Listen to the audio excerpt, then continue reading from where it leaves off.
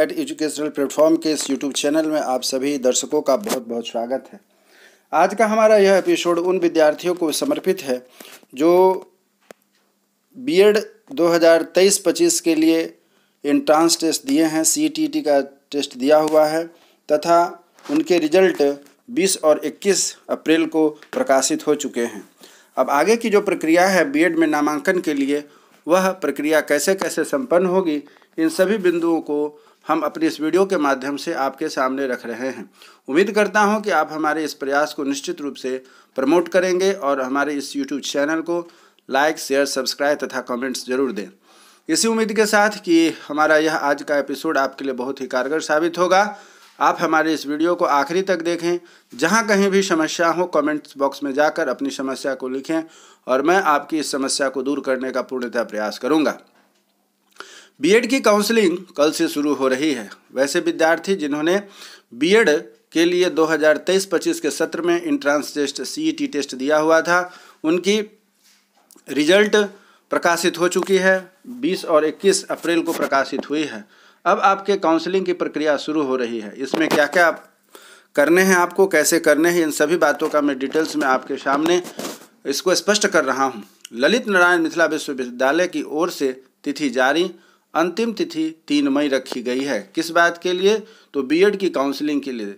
और साथ ही साथ इस वीडियो के माध्यम से आपको यह पूरी जानकारी मिलेगी कि कब तक कैसे यह सत्र और नामांकन का सत्र की शुरुआत होगी, नामांकन की प्रक्रिया होगी तथा आपकी पढ़ाई लिखाई की कैसे कब तक व्यवस्था शुरू हो जाएगी विश्वविद्यालय की तरफ से। यह सभी जानकारी आपको इस वीडियो के माध्यम से मिलेगी। प्रयास बस इतना रहना है कि वीडियो को स्किप ना करके आप आराम से एक एक चीज़ को सुनते चलें, देखते चलें। उम्मीद करता हूं कि आप इससे निश्चित रूप से लाभान्वित होंगे।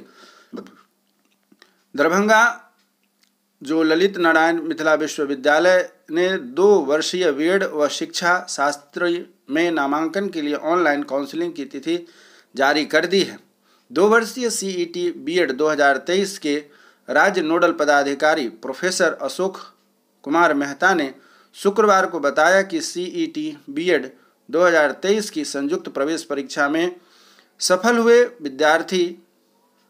अभ्यर्थी 23 अप्रैल से 3 मई तक आधिकारिक वेबसाइट पर लॉग इन कर ऑनलाइन काउंसलिंग एवं महाविद्यालयों संस्थानों में नामांकन के लिए रजिस्ट्रेशन कर सकेंगे। सभी सफल अभ्यर्थियों को काउंसलिंग की प्रक्रिया में भाग लेने के लिए रजिस्ट्रेशन करवाना अनिवार्य है। काउंसलिंग के लिए आपको रजिस्ट्रेशन करवाना पड़ेगा। जितने भी विद्यार्थी इसमें क्वालिफाई हुए हैं, उन सभी सफल प्रत्याशियों को काउंसलिंग की प्रक्रिया में भाग लेने के लिए रजिस्ट्रेशन करवाना अनिवार्य होगा। अभ्यर्थियों को रजिस्ट्रेशन के समय ही महाविद्यालयों संस्थानों का चयन भी करना होगा। अर्थात जिस समय आपकी रजिस्ट्रेशन होगी उसी समय आप किस महाविद्यालय में नामांकन चाहते हैं उसका आपको अपनी सूची देनी पड़ेगी। अभ्यर्थी न्यूनतम 3 और अधिकतम 9 महाविद्यालयों संस्थानों का चयन कर सकेंगे। प्रोफेसर मेहता ने कहा कि अभ्यर्थी सावधानी बरतते हुए वरीयता के आधार पर संस्थानों का चयन करें ताकि उनकी रुचि एवं सुविधा के अनुकूल संस्थान मिल सके। काउंसलिंग के लिए रजिस्ट्रेशन शुल्क अनारक्षित के लिए 1000 रुपये, बीसी, ईबीसी, महिला, ईडब्ल्यूएस दिव्यांग के लिए 750 रुपये एवं एससी एसटी के लिए 500 रुपये रखे गए हैं। 10 से लेकर 25 मई तक कागजात का सत्यापन कराएंगे। आपने अभी देखा कि 23 अप्रैल से लेकर के 3 मई तक जो आपके ऑनलाइन रजिस्ट्रेशन करने की प्रक्रिया है तथा 10 मई से लेकर के 25 मई तक आपके कागज का सत्यापन वेरिफिकेशन होगा। मेहता ने बताया कि 9 मई को वेबसाइट पर आवंटित महाविद्यालयों संस्थानों की सूची जारी कर दी जाएगी। 10 मई से लेकर के 22 मई तक अभ्यर्थी आवंटित महाविद्यालयों संस्थानों के लिए सहमति देंगे तथा 3000 रुपये आंशिक नामांकन शुल्क सभी अभ्यर्थियों के लिए ऑनलाइन ही जमा करने होंगे। तो यहाँ पर आप ध्यान से समझेंगे इस बात को कि यहाँ पर 2 तरह से रजिस्ट्रेशन आपका हो रहा है। यहाँ जो अभी आपको बताया गया, सबसे पहले जो आप अभी 23 अप्रैल से लेकर के 3 मई तक रजिस्ट्रेशन कराएंगे उसमें आपको अपनी कैटेगरी के अनुसार 1000 रुपये, 750 रुपये, SC/ST के लिए 500 रुपये, 3 कैटेगरी में फीस की राशि रखी गई है। परंतु जब यह लिस्ट आपकी जारी हो जाती है 9 मई को, जिसमें आपको अपना संस्थान एवं अन्य ऑप्शन जो आपने डाला हुआ है वह जब ऑनलाइन आपको इसका रिजल्ट मिलता है, आप इसको जब देखते हैं तो उसके बाद पुनः आपको जो यहाँ पर एक शुल्क देनी पड़ेगी 3000 रुपये। 10 से लेकर के 22 मई तक अभ्यर्थी आवंटित महाविद्यालयों और संस्थानों के लिए, अर्थात आपको जो ऑप्शन, आपने जो कॉलेज का ऑप्शन दिया हुआ है कि किस कॉलेज में एडमिशन लेना है, उसके लिए 10 से लेकर के 22 मई तक अभ्यर्थी आवंटित महाविद्यालयों संस्थानों के लिए सहमति देंगे तथा 3000 रुपये की आंशिक नामांकन शुल्क सभी विद्यार्थियों के लिए दिए होगा। इसमें कोई कैटेगरी की व्यवस्था नहीं है।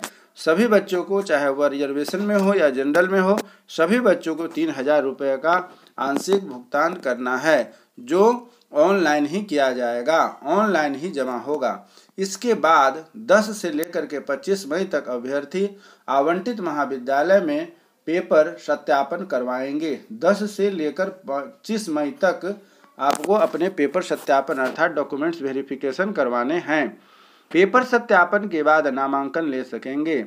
काउंसलिंग से लेकर नामांकन तक की प्रक्रिया में किसी भी प्रकार की असुविधा होने पर हेल्पलाइन नंबर जो जारी यहाँ किया गया है 9431041694 तथा ईमेल पर परामर्श ले सकेंगे। फिर से मैं एक बार रिपीट करता हूँ, काउंसलिंग से लेकर नामांकन तक की प्रक्रिया में किसी प्रकार की असुविधा होने पर हेल्पलाइन नंबर 9431041694 तथा ईमेल पर आप परामर्श ले सकते हैं। तो इस बार आप देख रहे हैं कि 37,250 सीटों पर 37,250 सीटों पर होना है नामांकन। तो इसके बारे में प्रोफेसर मेहता ने बताया कि राज्य भर के 14 विश्वविद्यालयों में 341 बीएड कॉलेजों व संस्थानों में 37,250 सीटों पर नामांकन होना है। इसमें 5 सरकारी, 31 कंस्टिट्यूएंट, 305 प्राइवेट एवं 21 अल्पसंख्यक, 8 महिला एवं 1 पुरुष कॉलेज शामिल हैं। सभी कॉलेजों की लिस्ट वेबसाइट पर उपलब्ध है। अभ्यर्थी अपनी रुचि एवं सुविधा के अनुसार कॉलेजों संस्थानों का चयन कर सकेंगे। कॉलेजों संस्थानों का चयन कर सकेंगे। कॉलेजों संस्थानों का आवंटन मेधा, रोस्टर एवं कॉलेज चुनाव की वरीयता के आधार पर होगा।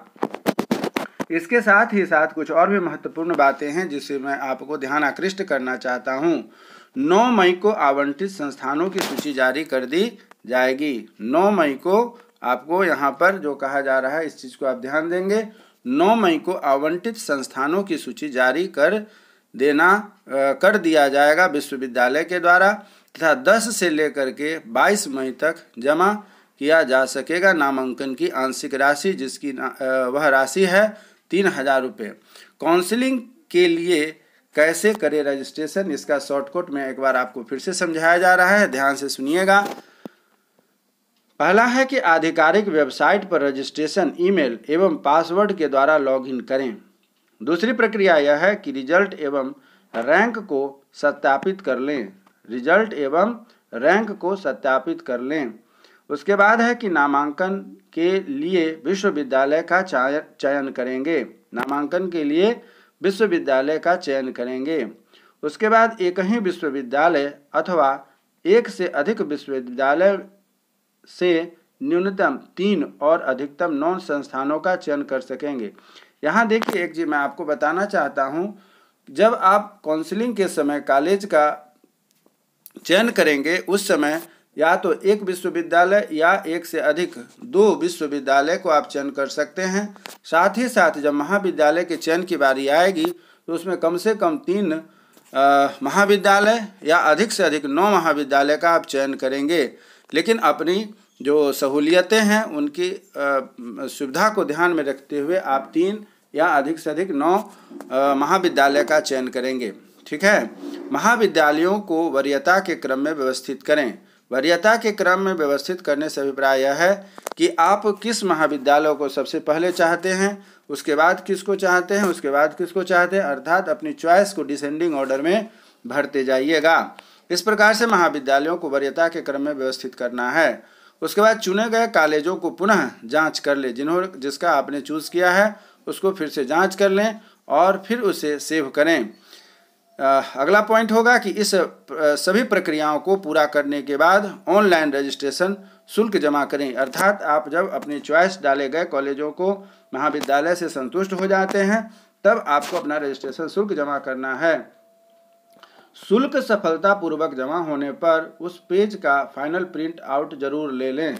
यहाँ जो सबसे आखिरी लाइन कही गई है, जब आपका पेमेंट सक्सेसफुल हो जाए तो उसका प्रिंट आउट ले लें, क्योंकि वह जो प्रिंट आउट निकलता है उस प्रिंट आउट का प्रयोग आपके नामांकन के समय एक डॉक्यूमेंट्स के अटैचमेंट में काम आएगा। तो इस तरीके से मैं उम्मीद करता हूँ कि यह जो पूरी जानकारी आपको दी गई है कि बीएड सत्र 2023-25 में नामांकन कैसे होगा, काउंसलिंग से लेकर के नामांकन तक की सारी प्रक्रिया मैं उम्मीद करता हूँ कि आप समझ गए होंगे।